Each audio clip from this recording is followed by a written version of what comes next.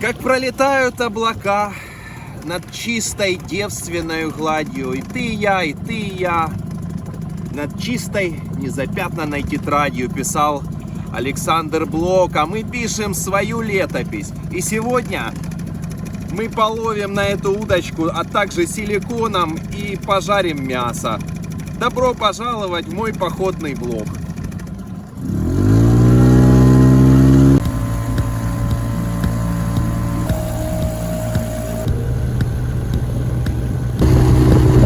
Троллинг — это не только в интернете, это еще и про рыбу.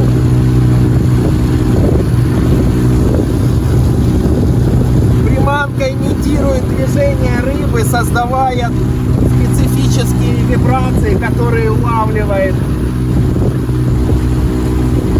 другая рыба. Оп. Похоже, никто не заинтересовался сейчас ей. Природа, созерцание природы накладывает положительный отпечаток на общее настроение. И даже если нет никакого улова, не беда. Ты смотришь на прекрасные острова, на эти облака и понимаешь, что не все потеряно. Не все потеряно.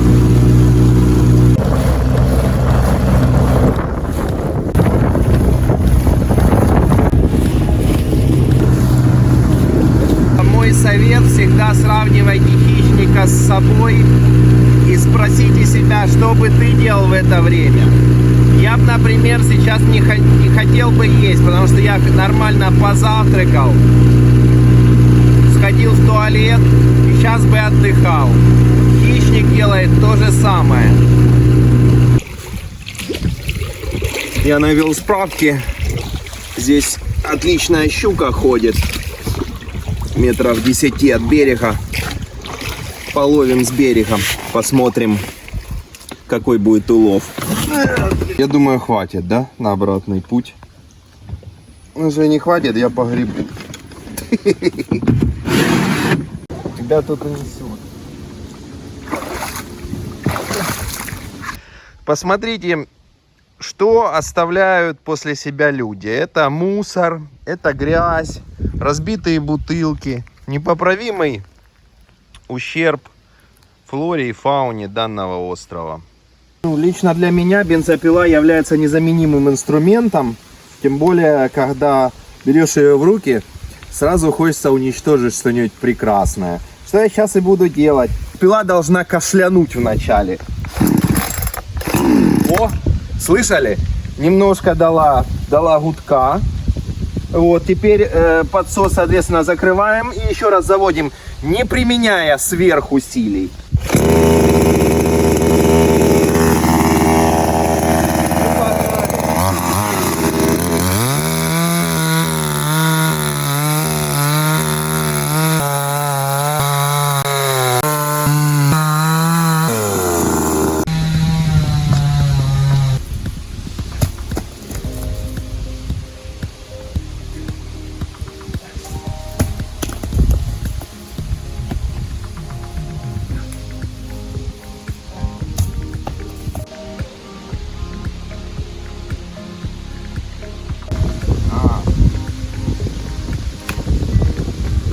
В интернете вы можете увидеть множество способов постановки костра. Я же пользуюсь так называемой сибирской скрипкой.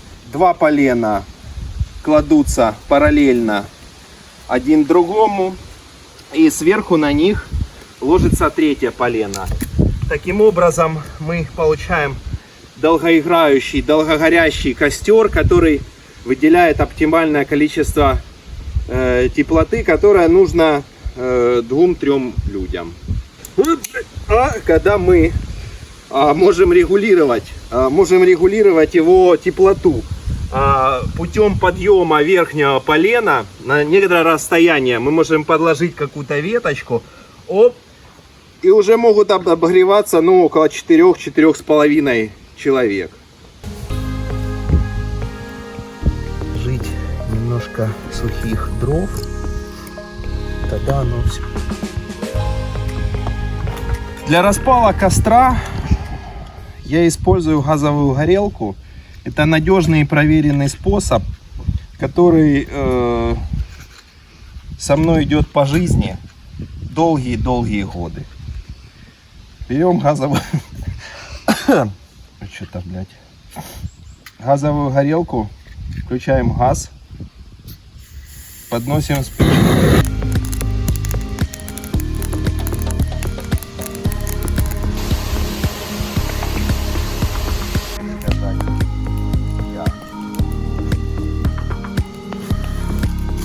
Сегодня для барбекю я взял какой-то ноунейм из магазина, которая как бы не жалко и, грубо говоря, и сгореть.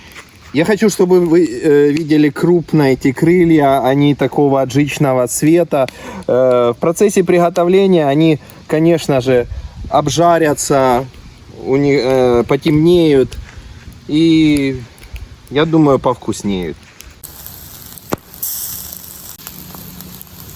Чтобы у нас не пригорали крылья, как только мы видим какие-то языки пламени, вон там несмелый такой огонек, сразу льем на него, не стесняемся, воду. И все. Крылья практически готовы. Я уже вот их снял несколько. И еще продолжаем снимать. Как определить, что крылья готовы? Первое, это они пригорели. Но, к сожалению, этот нагар не дает нам полной уверенности, что они внутри не сырые. И как определить то, что они не сырые внутри? Надо их просто проткнуть ножом либо вилкой. И если вы видите, что они внутри сырые, значит они сырые внутри. А если нет, то можно выкладывать на тарелку. Первый улов за сегодня такой веганский. Морская капуста, точнее речная капуста. Да, много. Да, она довольно-таки хорошего качества, но на этот раз я ее отпускаю. Просто потому, что я не ем такой. Пошла. О, нет. Сорвалась, и мне опять достается охапка зелени. Решили напоследок потроллить. Возвращаемся с места. Мы обловили несколько перспективных участков рыбных и выяснили, что рыбы там не имеется.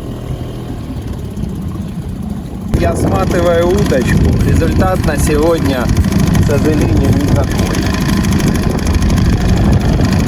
Рыба отдыхает, ну и мы отдохнули. Подписывайтесь на канал. До новых встреч!